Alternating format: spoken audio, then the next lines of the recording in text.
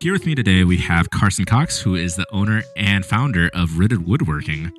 Carson, how long have you been doing this now? So we have been in business in the La Crosse area for this is our fifth year. Fifth year we're going into. Okay. And how did you get started with this? Like, what brought you into the business of being a carpenter? Yeah. So I grew up in Eagle River, Wisconsin, the Northwoods, and my dad is a custom home builder under Cornerstone Custom Builders, where he operated and owned the millwork company for the longevity of my childhood. And so I very figuratively and literally grew up in it, working for that company. And yeah, it's just kind of carried me to where I am today. Never thought I would be doing it, but this is where we are. Which is great to see because being your friend for the past few years too, and just watching the progression of your business, it looks like it has bloomed, especially like right before COVID and continued on. Yeah. Yeah, it's been awesome. I mean, you can look at a lot of things and you can point to a lot of stuff. But we just been crazy blessed. Just yeah, I mean, yeah, exactly like you just said. It's just grown a lot. What do you think are the reasons for that? Um, there's a lot you can look at um the practical aspects of it, right? So any business you're offering a good service, trade, etc.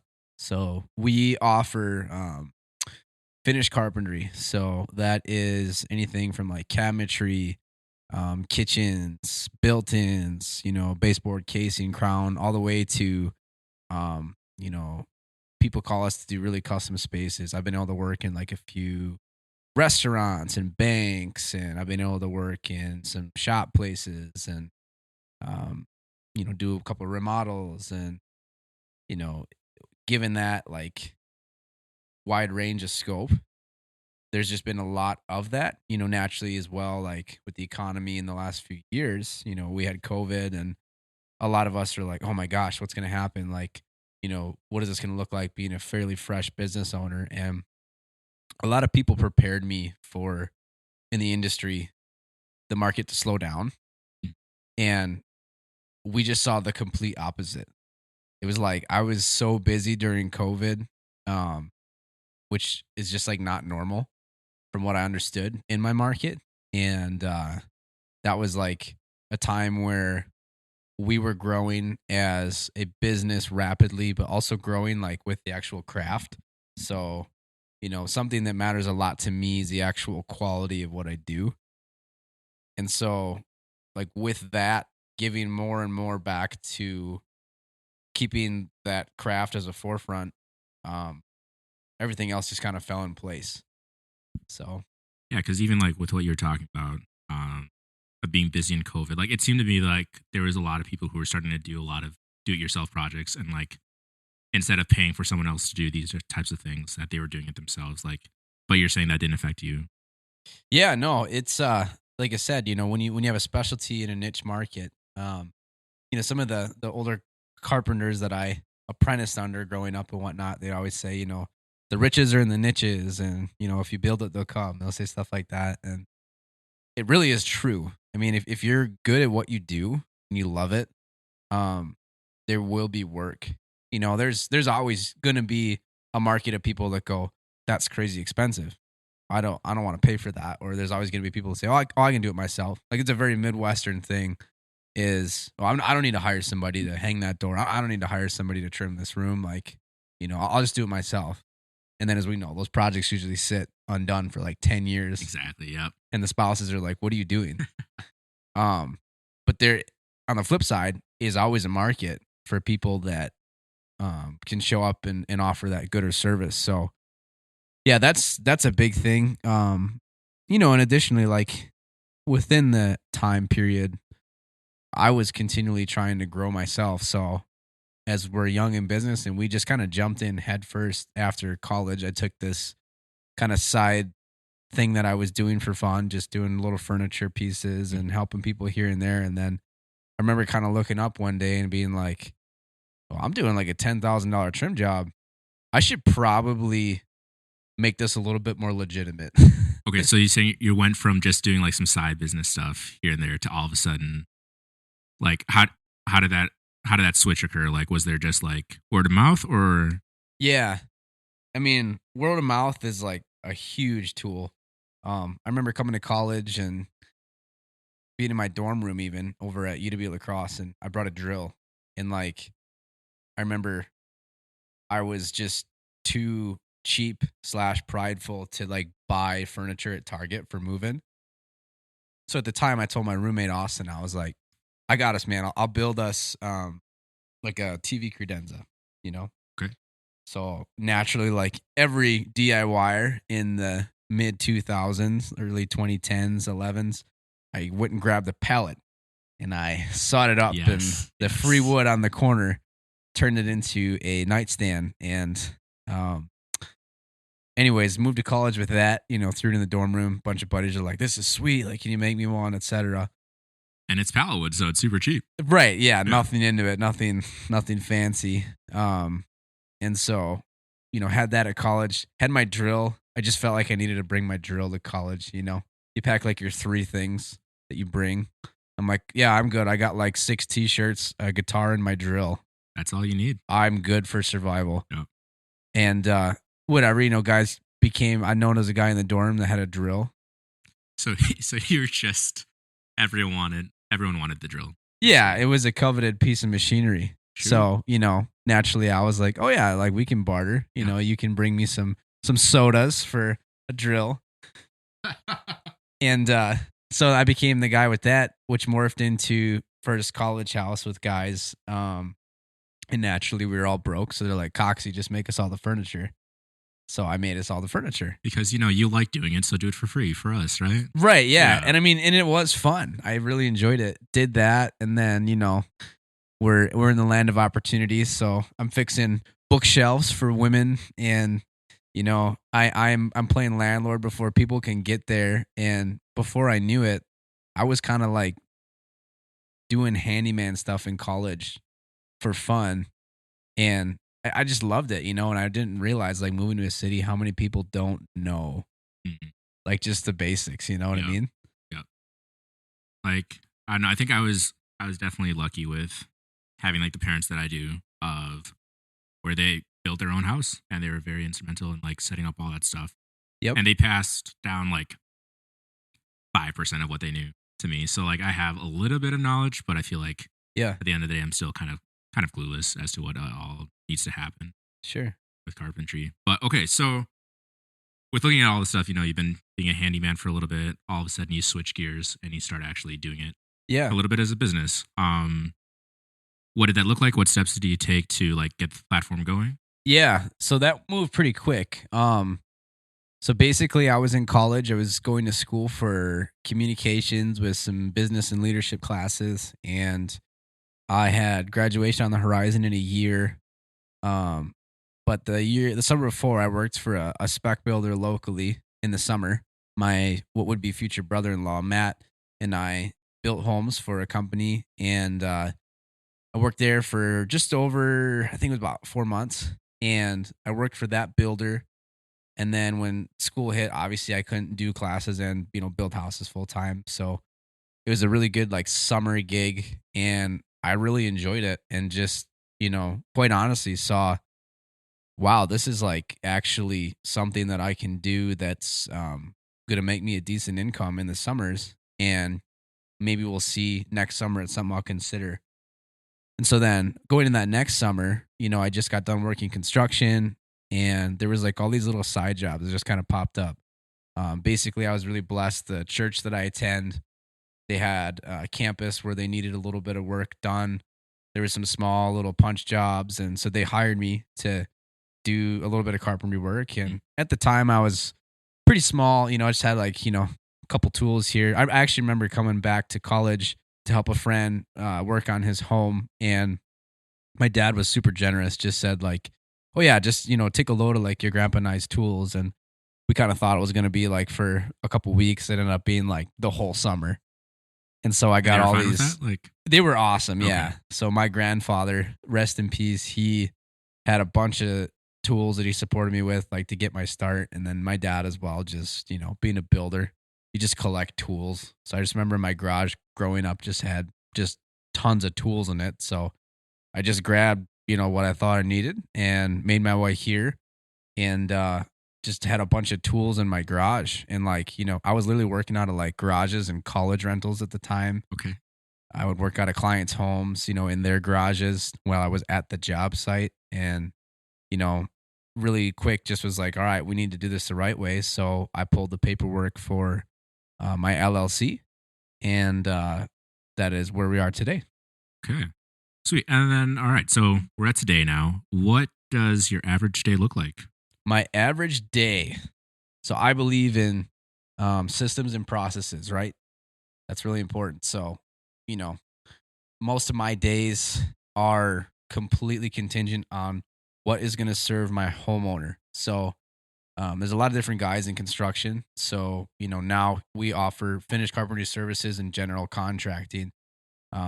With the general contracting obviously being a lot more intense than just showing up with a tool belt and just putting stuff in. So, my days, depending on the home that I'm on, can be anything from sitting behind a computer, designing, looking at the job scope, putting together estimates for people, looking at getting contractors in for various things.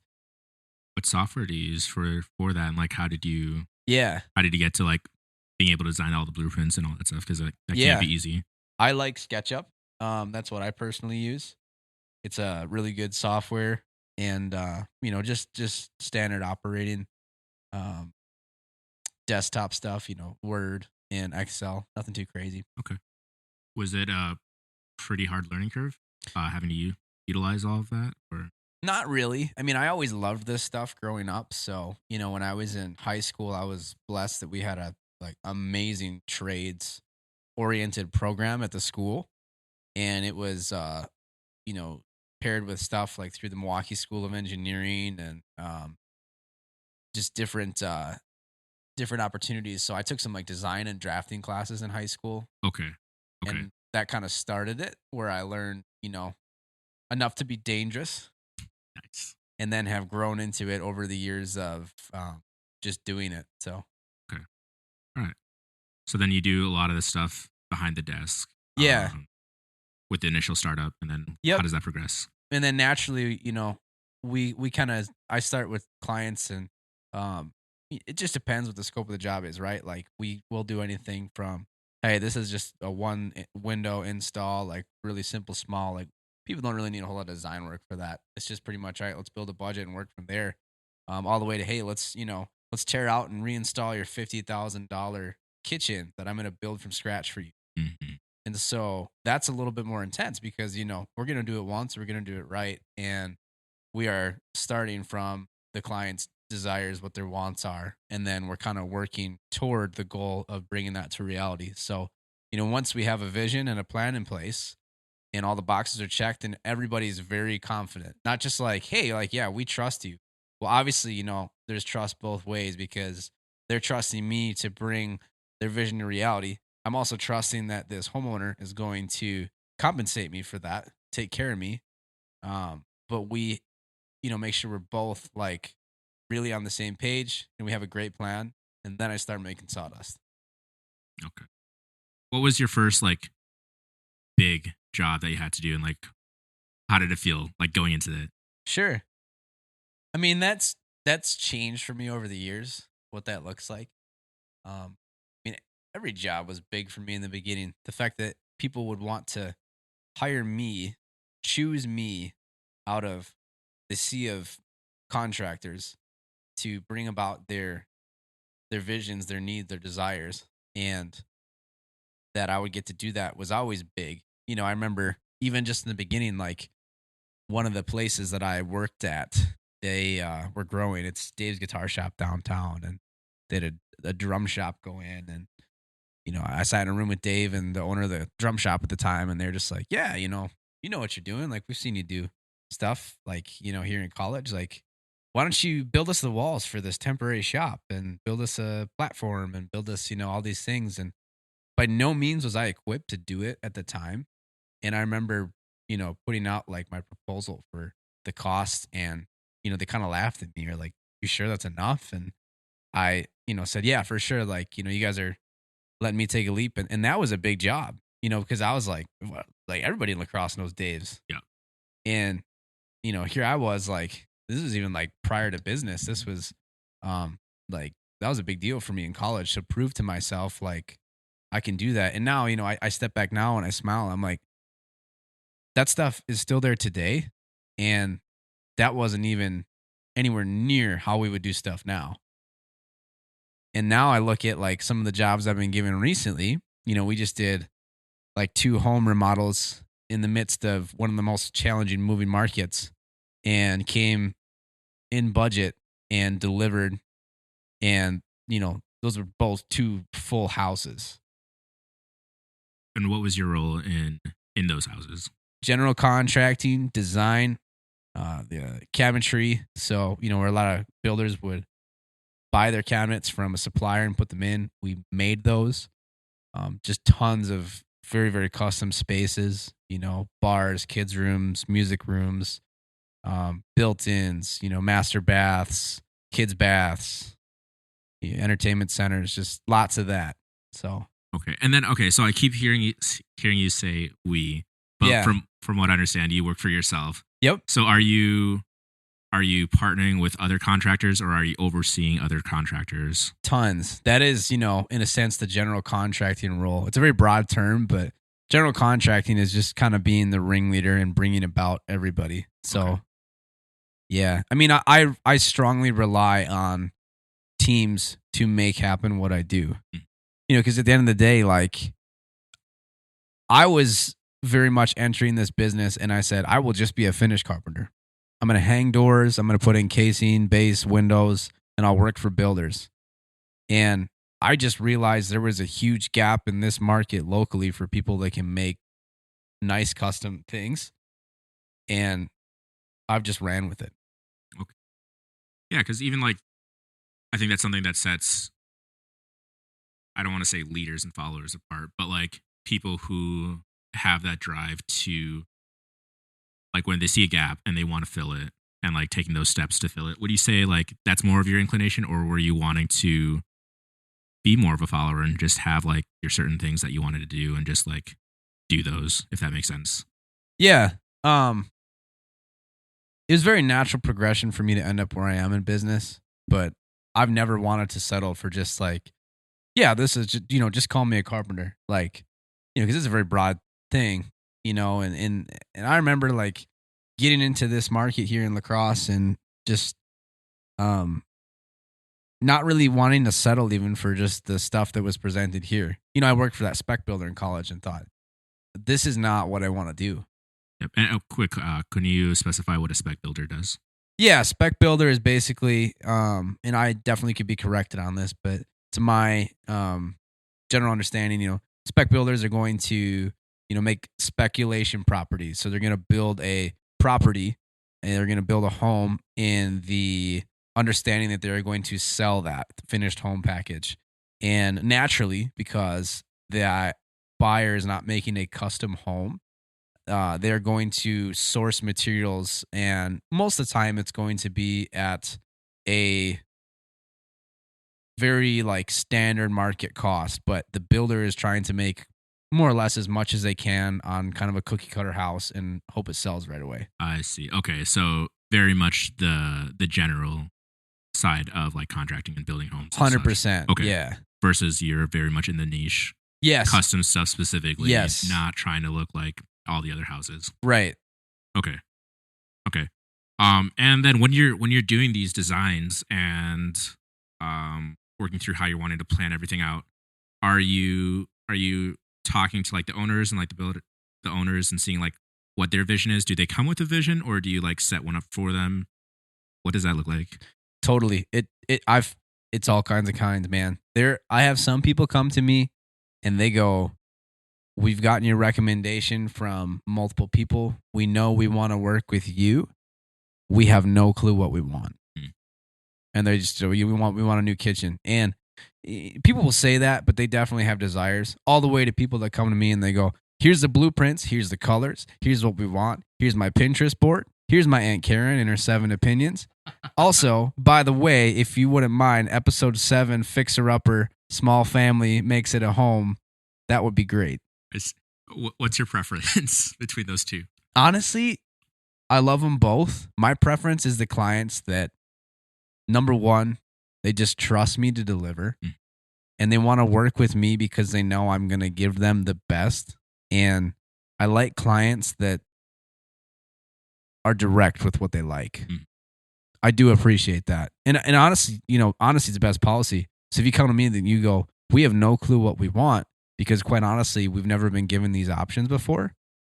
That's awesome. It's pretty rare that people are going to remodel 2, 3, 4 kitchens in their lifetime. Yeah. They might remodel 1 and they go, well, we've just never dealt with this amount of finances for a remodel before. A, B, we don't even know what our options are. Yeah.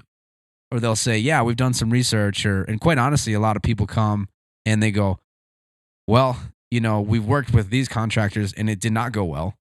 Or we had friends do this remodel and it did not go well. Yeah. So that's what we're trying to avoid. I'm sure there's just a bunch of horror stories of just things customers have experienced. Tons. And so, I tell most of my clients when we sit down, I don't really need to convince or sell myself to people. I'm really blessed in that if people are seeking me out right now, it's because they really want to work with me and they've really been set on you're our guy to make it happen. Now the next steps are just making sure everybody's on the same page. And, I do the best that I can to show them that my number one priority is to steward their resources and give them the absolute best product and value that I can. Okay. And I'm sure there's been a lot of like happy customers too if your business has just been progressing as much as it has been. Yeah, we try not to leave any homes without complete satisfaction. People say that, but I mean, there's a couple builders that I learned from that we call it the rip it out mentality. If you don't like it, if it's not meeting those standards, if it's not up to your desires, we rip it out and we start over. Yeah. And I've done that. I've remade, complete cabinets. I've remade complete jobs. And there's been times when, there's a really big difference between a miscommunication, a misunderstanding, something that wasn't planned well, or even just a change order versus that just simply wasn't done right. And it doesn't happen very often for me. We talk about it, bringing in teams, right? So like it's common for me as a general contractor to put in a piece and we need a painter to work on it. And, the painter works on it after I've got a lot of time into building this custom piece. And I'm trusting the painter that I brought in because it's again, they're trusting me to bring in the best teams to make it happen. So I go to a painter and I'm saying, I've already got time into this piece. You're going to take it to that next level. Yeah. So they're going to put paint on it. Well, there's times where like, hey, that looks a little streaky. Like that cabinet door isn't up to our standard. That's not up to our quality. That's not getting to the house before it's remedied. I'm remaking that cabinet door. I'm saying to the painters like, hey, let's figure this out. Like what's going on? How can we not have this happen again? And, a lot of my industry, I have a couple key phrases. I'll introduce one of them, right? It's not the mistakes that happen. It's how you react to them. Yeah. Because there's always going to be mistakes in home building. Why? Because people are still building the houses. Yeah. And people make mistakes. And so how do you respond to the problems when they arise? Yeah. I mean, just like anybody would in a place of leadership, you need to address them calmly. You need to look at it for what it is and understand sometimes, what's in your control and what's not. And honestly, again, it just comes down to like, you got to ask yourself basic questions. Are we delivering on the product? Are we giving them the best results? And oftentimes I find I give my clients even more value than what I've charged for or what I've promised because my number one goal is to give them that quality. Exactly. And like, I think with what you're referring to, even of like the rip it out mentality, because that can be so hard and like tough in the moment, right? But then it's also you investing in your future, the company, because totally you're generating that trust that will allow you to make bigger homes and like more expensive projects and stuff like that. Yes. Okay. Yes.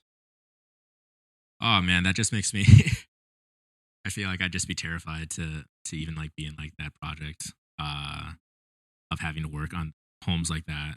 But like you said, like, yeah, you've worked into these positions and not just coming in out of nowhere. Yeah, it's a natural progression, and you build thick skin. Mm.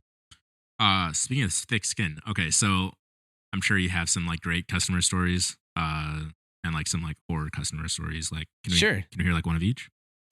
Sure. Well, I guess let's start with the low. Um, you know, people will say this, right? Like you don't remember you don't remember the many, many, many jobs that you've done amazing.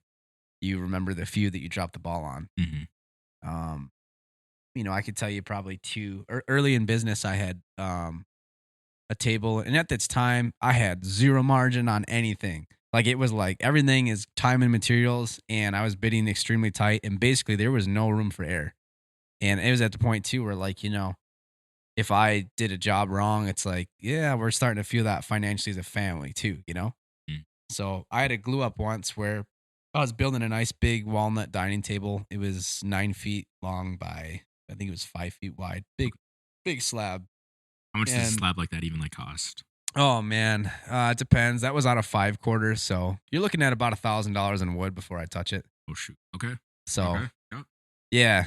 And that's not including, like the bases and all the stuff. And regardless, I got this wood, and we put it together.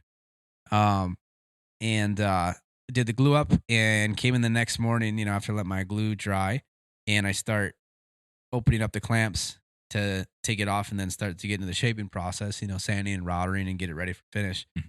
And I noticed this grain has split like right down the middle. And the glue line of the joint was there, but basically the grain failed on the top. And that's when I learned you don't glue up tops in certain temperatures and leave your shop in that temperature.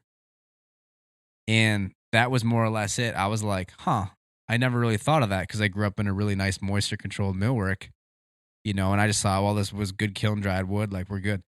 And so I'm like, okay, we can't start from scratch because just point blank, I didn't have $1,000 to just go spend on wood and just, figure it out. Yeah. So, I called a friend in woodworking, another great company locally, and Luke helped me out, brought it to his shop. We, cut it out and then glued it back together, put it together. And he's been making tables for years. He's super, super, super good at it.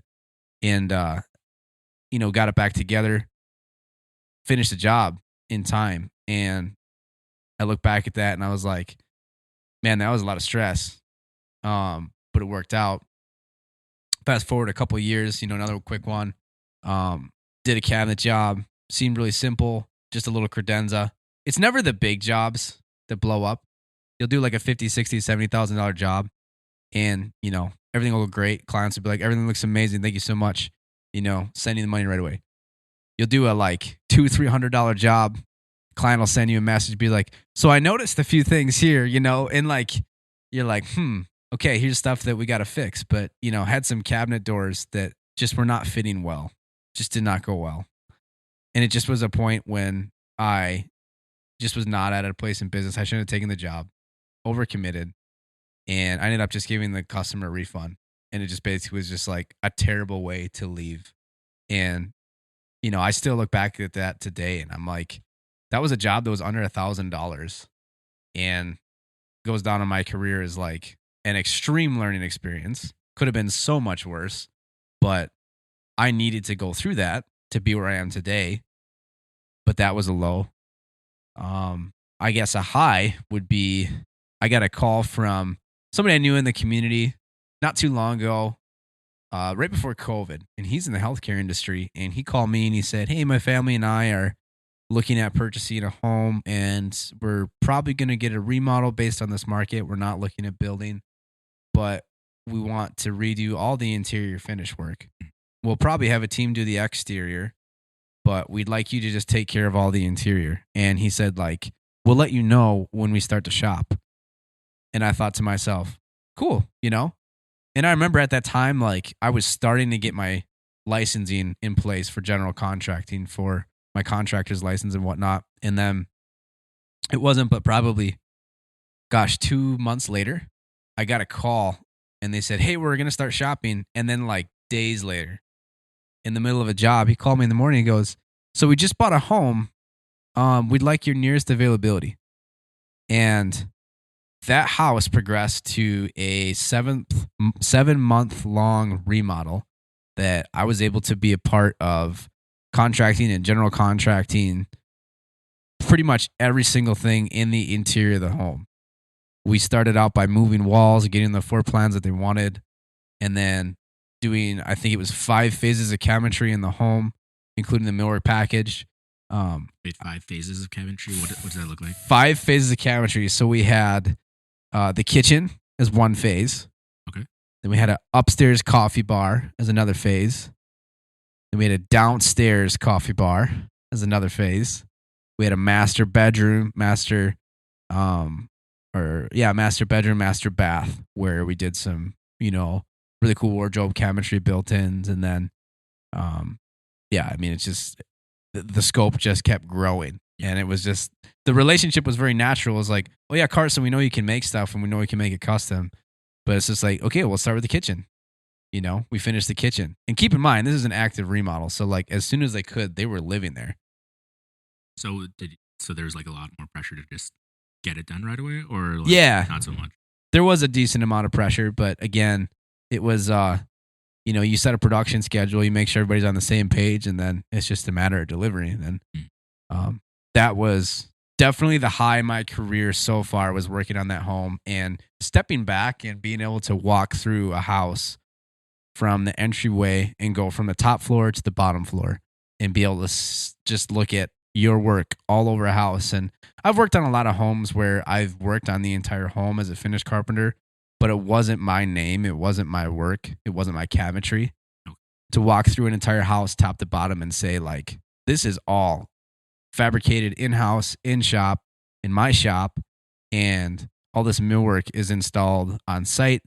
And the teams that we've, basically we're sourcing this wood from, the Midwest, and it's coming in and it's all matching. And it's like the floors for the house were made within a few hours of the place. And it was just really cool to look at this like very Midwest modern craftsman home that just is like, we just did all this. Yeah. Which even like to have an industry where you're able to source all your stuff regionally, I'm sure must be nice. Yeah. Well, not to mention, I'll throw in this deal too. This was like peak COVID. Like this was my COVID house, This was the home that I did throughout COVID. So there's a lot of things to navigate in business that like there wasn't a code book for this. No one knew what to do. Yeah. Not to mention, to throw a little bit of a challenge in the ring too. My homeowner, the husband of the family, was in the health industry. So not only was I having to be extremely conscious of one of the largest remodels I've ever done, I'm also navigating, okay, how am I and every single person that I'm bringing into this home doing health-wise? Because we need to consider that. Because they have some strict codes. They got strict codes. COVID. But we're sending this guy like into, the healthcare every day. So yeah, that's like, there's no rule book for that. And being 25 at the time and running a job site with, older adults and just doing that, like, yeah, it's just crazy to see. You talk about doing it local though, like to do it in that market and to make things from scratch and to deliver when, like it was just seriously like you could go online and it was like, when is this product expected to arrive? You'd order a sink or something. And it's just a question mark. You just had no clue when things were going to show up. So your schedule is just out the window. And the thing you don't want to do is overpromise to your clients. So I was an open book with my clients. I just said, hey, honesty is the best policy. Like, we've never navigated this before. Obviously, if I can get it for you, I'm going to do that. I'm going to do the best I can. But there's things that I can't control. So starting to put more variables into the solution of finishing, like, hey, we're going to control the cabinetry timeline. I'm going to build your kitchen. I'm going to get the wood here. I'm going to get the materials I need here. And we're going to build it in La Crosse. Now, here's the question. So with that, there's a lot of grace needed. Yeah. What would you say is the relationship between trust and grace in your line of work? Like, having developed that kind of trust, do you find there being more grace as a result, or right? Or are they less graceful because they have this expectation. Yeah. I would say that my clients have begun to give me the trust and the grace because they know my motives. Okay. At the end of the day, there's just a very pure reality when you boil it down that business is you are giving people a trade, a good, a service, like we mentioned before, for that return of the financial gain on your part. Now, that doesn't mean that you only are there for those two things. That is kind of where it starts and ends. Mm. And that's actually healthy because when there's a lot of emotions involved and there's a lot of feelings, sometimes that can really degrade from the actual business aspect. And that can be bad. But, when it comes down to the trust and the grace, like my clients, I believe, in my experience, have grown to trust me and trust that Carson is here to give us the best that he can. And he's doing it in an honoring way. And he does it not just because he's here to make money, but because he loves it. And because of that, they know my motives. And then they begin to give me trust and they give me grace. I mean, this house I'm on right now, I had an electrician come and run a just absolutely horrendous detail on an island that I made. Mm. And it just looked just bad, just point blank. I mean, amazing electrician, amazing guy, great heart. Just did not follow standard operating procedures. Came in unannounced, ran a detail without communicating, just assumed that that's what we wanted. And it definitely was not what I wanted, for sure not the homeowner. But like I was just super marked by this, moment that could have been super high tension. The homeowner came home and saw it. And it was me, like I didn't have a whole lot of time to react and to process it. Mm. I showed up to the job site to check in, saw the detail, thought right away, that's terrible. Immediate reaction. So automatically my tensions can get high. Homeowner comes in, sees detail and goes, oh, that's not what we want. And I have an opportunity right there to meet high tensions, to, throw the guy under the bus, to do all these things negatively. Instead, I just take a breath and go, you're right. It's not what we want, and we're going to fix it. And then the best thing possible you can get from a homeowner is when they look at you and go, I know you will. And then they go and they take care of their kids and they move on because some people have the ability to separate and go, it's just the kitchen, we're going to make it, we're going to fix it. Other clients will freak out. And, there's a thing that you got to know as well as an owner. There's things that are out of your control and there's things that you need to give grace to. And you just need to trust the clients that they're going to do that to you. Yeah. Like, I feel like there's often like that ideology of like when you're supporting a small business that you're not going to get screwed over. Right. But at the same time, like I think like small businesses can often have the same, not necessarily immoral, but like amoral business aspects as large companies. Totally. So like, how do you're talking about where they can see your intentions behind it for other small business owners and such in the area? Like, how do you present that? Like that you can build that kind of reputation? Yeah. I mean, I just think quite honestly, it should bleed through your work. People should be able to walk in and see your work and just know something's different about this. And I mean, I don't know how far we want to go with this, but As far as you want. for me, my work is so much more than just a means to provide for my family. As a believer in Jesus Christ, I stand on the basis that it's not just something that I do, it's my calling. I very much feel called to a life of craftsmanship and ultimately a reflection in my work of my creator. And we are created to create. And there's something really beautiful about when I can just get into that mental space where I'm working with my hands and I'm serving a home. I'm giving them the best that I can. I'm taking natural resources in this world like trees. I'm rearranging them to be functional pieces in a home. And I'm creating something that's going to hopefully outlive me. And that's going to bring a family joy. Like a kitchen is a place people congregate around. Yeah. families sit and share meals at a dining room table, and homes are meant to be lived in. You raise kids there. It's not just a quick service. And yeah, he was good and closed the door. And there's nothing wrong with that if that's your industry. But for me, it's so much greater because it's ultimately where I find my purpose. Because like even with the thing with like building kitchens, like arranging that, like I think it's gotten to the point where like most sociologists and like psychologists agree that like almost the entire world is connected through like food in one way or another, and through like the custom of like partaking in food with one another. Yeah. So like that's even like just in a small way of just like how you impact that area impacts like their day to day for Oh, yeah. 15, 20 years at the very minimum. With owning, operating, and also marketing, you have to sell the product, right? So how Yeah. do you do that? How do you sell both the product and also the intentions behind it while being authentic to what's happening? Sure. That's a good question. And that's a growing question, right? Like I grew up in the Northwoods, the land where there isn't a whole lot of advertisement, and carpenters drive around in pickup trucks on the side. It says, so and so builders, and it's a cell phone number. Yeah. Um.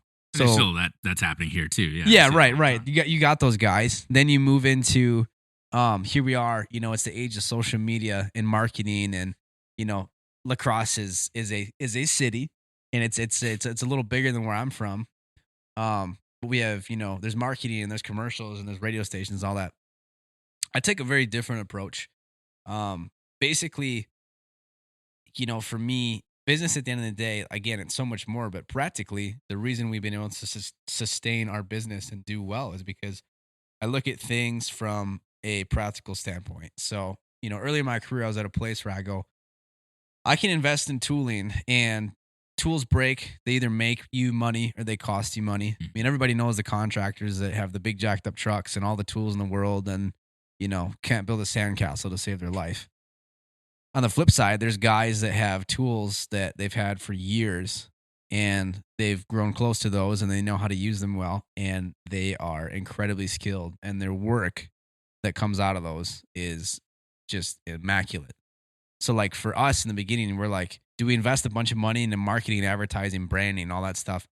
Or do we, invest in things that are going to give us a good return? What's the return value on that? So just practically speaking, I started out in the stage of social media and said, I'll just start out, do it's free. I'll just do small business, Facebook and Instagram and take pictures of my stuff and take a couple stories. People like to see the process, right? Yeah, individuals, my friends, it was just like, yeah, I show people what I'm up to today. This is not a desk. I'm sitting in a lumber yard and it's 7 a.m. and I'm getting my wood for my project. Or, hey, like here I'm, in the shop right now. We're about to do this door glue up or whatever. And I started to do that just for fun, and naturally because that community exists. And really quick realized that I was getting a lot of work by word of mouth and people just following my accounts so much to the point where we've been in business now for 4 years going on 5. And I don't, we're just starting to put together a website. We're just starting to put together some things. But when you're busy, when you're really doing like a lot of really high end work and you're achieving what you want and you're getting the clients and the jobs that you want, why would you spend all that extra time and effort when you could be doing the craft? So for me, I realize there's a huge gap there right now that I need to fill. But to get our start, it's been awesome because word of mouth has just really carried us. Yeah. And I'll chalk that up to 2 small things. Right now, unfortunately, there's a huge drought of people going into the trades and skilled laborers. Mm-hmm. So I kind of have that on our side where it's like, well, there's just not that, it's not a saturated market. There's not a ton of people doing it. So naturally, you go to a dinner party or somebody's out or they call a neighbor or they see work that got done. They're like, who did that? And your name carries and, you kind of get known as like the wood guy. And there's not many of us. It's just real. We all kind of know each other. Like we're pretty tight in this area. It's not really a crazy competitive market, it's very much like, friendship and sharing work. And there's just a need for people like us. And, another thing is it's just like this age of social media. People aren't really going and looking in the yellow pages or listening to, radio spots or whatnot. Like they're going to be on their cell phones and they're going to see somebody post a picture of what they just did. And, the best thing for me is when clients are in their new space that we just worked on. And naturally, we live in a world where you've just invested a bunch of money into your home. You want to show it off. Yeah. So people are going to get on social media. They're going to take pictures. They're going to say, look at this kitchen we just remodeled, AKA, look at all these finances that I just poured into my home. Yeah. And naturally, that's going to create some traction. Because they're tagging you in it, hopefully, right? Yeah. They're putting my page on there. Yeah. It's really cool. We don't ever, we don't stress that for clients. I don't ever want to be that guy that's like, hey, by the way, like when I'm done with this job, would you, get on a blog and write about me and, jump on all these social media pages and do this. And like, it's the most heartwarming thing for me when that naturally happens, when people share and say like, hire these guys, they did amazing work. Or, I love it when I wake up in the morning and somebody posts a thing on Facebook in the area and goes, I want to make this happen. Who do I call to do this? And somebody tags me in the comments and it has like 12 likes and, 3 or 4 people saying like, yeah, call Carson. Yeah. I love that. You've been saying that, you have all these things that you're doing with actually being on the site, marketing it, being conscious of like what you're actually producing. All that takes time. What does that look like? How many hours do you think a week would you say you're working? So yeah, I'm a fairly hard worker. I like to think so. I started out and it's just, you got to grind when you're starting out in business. It is not sunshine and rainbows. And, there's things that, a lot of business is caught and not taught. You can read all the books and you can be, in the right mind space. Again, that's another phrase. I believe in business. I'll share that again. A lot of business is caught and not taught. So, right, like you're going to learn on the fly. Like you can have an LLC, you can have your contractor's license, you can pay your taxes, but there's not a whole lot of people that are going to pull you aside and say, hey, make sure you put budgets in for like when your truck breaks down. Make sure you put budgets in for saw blades. Like make sure you plan for tool maintenance. And, like my financial advisor, he calls them plumber's hours. He's like, you need to build in time where you're working on the business, not in the business. Okay. And so like I used to grind, 55, 60 hours a week between being on site, like, 30 to 40 hours and then paperwork and all the lovely things that come along with it, client meetings and everything. And I realized that was not sustainable. Quite honestly, I started this business before I got married. And then I invited my beautiful wife into commitment in our life. And Esty and I have just scaled back. We just realized that's not sustainable. And, she's been amazing. She's been my biggest support in business by far. And, she's just held me accountable to, hey, like, we just have a couple like SOPs, standard operating procedures. So like one of those, I try to work like, about 40 hours a week right now. It ends up being about 50 with paperwork and stuff. But, I'm working on site anytime from like 7 to 4, either on site or in the shop. I get a little paperwork in there and I really try to wrap up my days around 5:30. I don't push it. It's just one of those things where it's not like I'm in a factory just producing boxes and just making the same thing over and over and over. And it's how fast can you do it and what's the highest margin we can turn. I'm making custom things from scratch. And so I got to be on. And stuff is expensive that I work with, the materials. So the reality is I'm not going into my work days going, another day in paradise, here we go. Like, let's just, throw our hand in the wind and see what happens. Like everything has to have a plan. So with that being said, like, eating a good breakfast, stretching before I get going, like very opposite of like what the construction industry models. Yeah. I'm trying not to eat gas station food every day. I'm not living off Monster energy drinks and Red Bulls and, I'm not just eating junk food every day. Like I'm trying, successful tradespeople pack a lunch. Yeah. I'm trying to get on that game, and it's not easy, like by any means, because the schedule changes and things happen and stuff comes up. But like one of our SOPs is like I don't work Saturdays, and I definitely don't work Sundays. I take a day off each week as a Sabbath where I don't do any work at all. Okay. I close my stuff, I turn it down, like I power off, the email, and I really try to step away. And it's a lot easier said than done. I'm sure. Because that extra day, you can kind of get the green eye monster and be like, if I just grind just a little bit more, I'll set myself up for this next week. But those are times when I can step away from work and I could actually have a day of rest. That's really, really good for me. Not to mention just my marriage and my family, but I find that it allows me to recharge and have fresh eyes for that next week and bring the best for my clients. Yeah.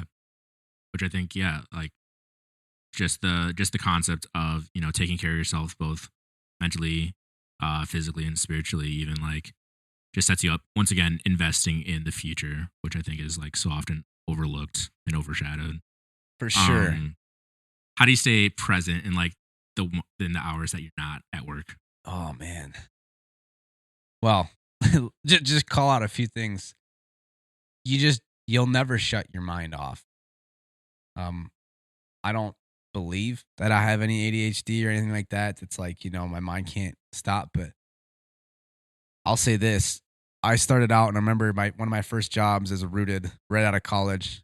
I mean, it was just the time of opportunity. So as I graduate and Essie and I get married and go on a honeymoon, and this all happened within the span of like 3 weeks. Just boom, boom, boom, life event after life event after life event. And, we planned it that way. We were ready to get married. We were excited. It was a beautiful time. Summertime at our parents' farm. And we moved from the honeymoon back home. And we both said, we need jobs. At the time, Rooted was like, it existed, but it was not a main stream of income for me. So I get this garage edition, just kind of falls in my lap out of nowhere. And obviously, I have my beliefs as to where that came from. Yeah. But this garage edition just comes, and Sweet Family goes, we want to do this garage. We have this, super old contractor. We love him, but he's just not there to bring it to fullness. He has the materials here, and he's willing to help you with what you need. But he's his license is out of date, can't pull permits. Like there's just a lot of boxes that weren't checked for them. Yeah. It's just like an open hand of like, come and do this. Yeah. So I do this edition, and I remember, it was interesting because like it was my first job as a business, and it was this guy's like last hurrah. Charlie, he'd been in the industry for like 50 plus years, and this is this old sweet man, but his body just was failing. And Charlie was the general contractor. He was the lead on this job, and he brought me and 2 other guys in to help the job. And I remember, one of the mornings I was putting trusses up, on this garage addition, and as we're doing the trusses, he got me started and he said, all right, I'll catch you tomorrow. I'll see you here at, 8. And I thought to myself, I have no clue what I'm doing. I've done trusses before, but not unsupervised, and not at this scale. Yeah. Stick building them on site, like this pitch, like whatever. And he just set me loose. And I did this. And then I remember going to bed that night, and my brain was just, I was so worried that I did everything right. I just was thinking about every little detail. I literally woke up like twice during that night. I remember like getting up to go to the bathroom, and my mind was just racing about like angles and like, where we were going to put the roofing on the next day, and like stuff that had never occurred to me ever before for any other builder. And I'd done this before. Keep in mind, we get to the job site the next day, and I'm just dreading judgment day. Charlie walks up on the ladder, and keep in mind, like, again, this guy's old. So like his trip up the ladder matters. And we're like, yo, like you're getting up. We're going to help you get back down. Yeah. But like, I don't want to make you get up here more than you need to. Let's put it that way. So he gets up on the ladder. He looks at it. He inspects it, pulls a tape measure out. He goes, looks great, young man. Let's jump on to, throwing on some decking. And I thought, oh my goodness. And I felt a sense of relief. And I remember I finally asked him around like lunchtime, like, he's like, said a comment. He's like, you looked a little nervous or whatever this morning. I said, well, yeah, like I woke up in the middle of the night thinking about it. And, it's like, it's been, kind of a theme now. And I was like, after a couple days, I was like, does that ever go away? Mm. And he goes, no, that's the new normal for you, man. Like, get used to it. And, but then he pulled me aside and he goes, but it means that you care. Yeah. And I don't know, like, I've had to learn in business boundaries.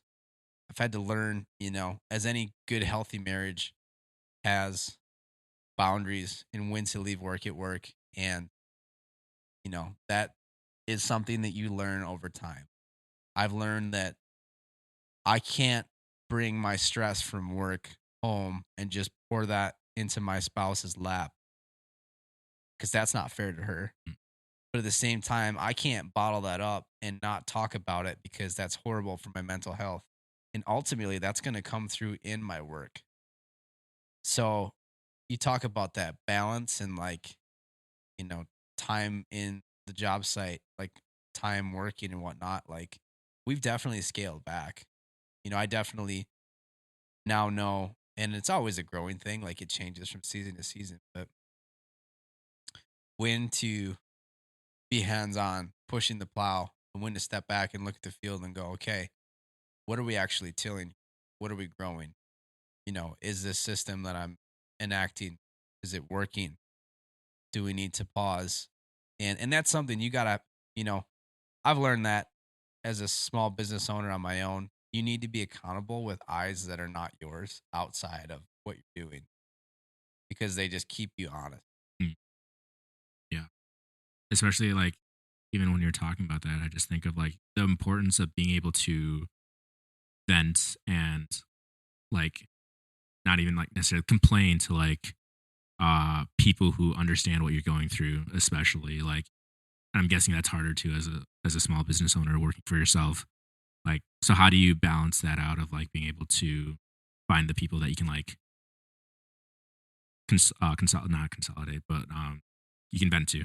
Yeah, yeah, yeah. Um, I'll say this. So like, it's funny we're on a podcast. So like there's been some things that have been really good for me. Given that. So like naturally, right? Like my spouse is amazing. She's everything. SD is my biggest support. But she just, she definitely hears way too much. Like there's days when she just tells me like, hey honey, like, we need to be done with this. And I'm just in my mind, I'm like, well, we're not. Mm.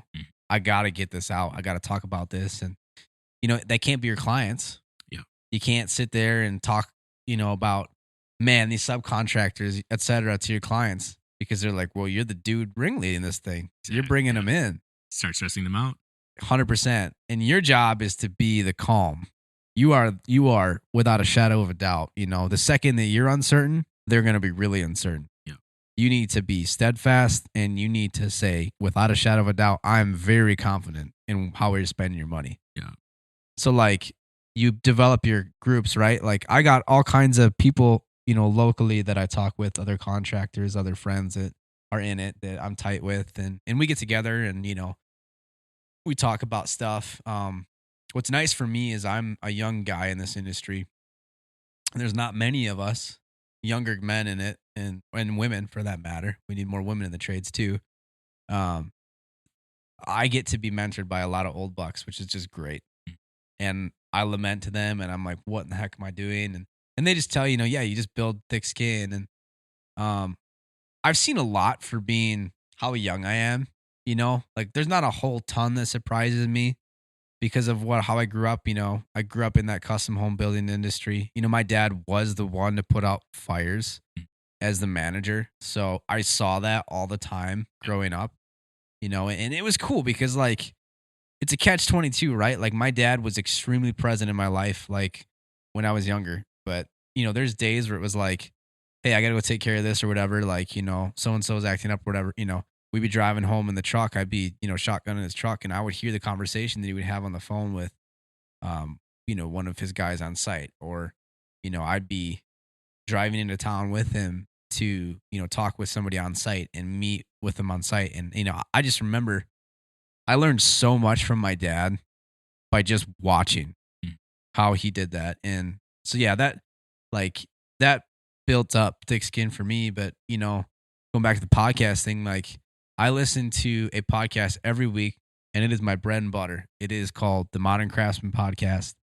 and the guys on it, Nick and Tyler, are amazing. They interview all kinds of guys in the trades, and more or less, like, they just bring in a bunch of people that, they just talk about what they do, and then, why they love what they do. Like, really, like the best craftsmen in their industry, masons and welders and tile guys and etc. And you hear the stories of guys, and even though you've never met them, a lot of these guys you network with through social media and whatnot, but like, you're not working alongside them, but they feel like family after like 5 minutes because they're just in it, just like you. And their stories, it's like, wow, I'm not the only one dealing with that.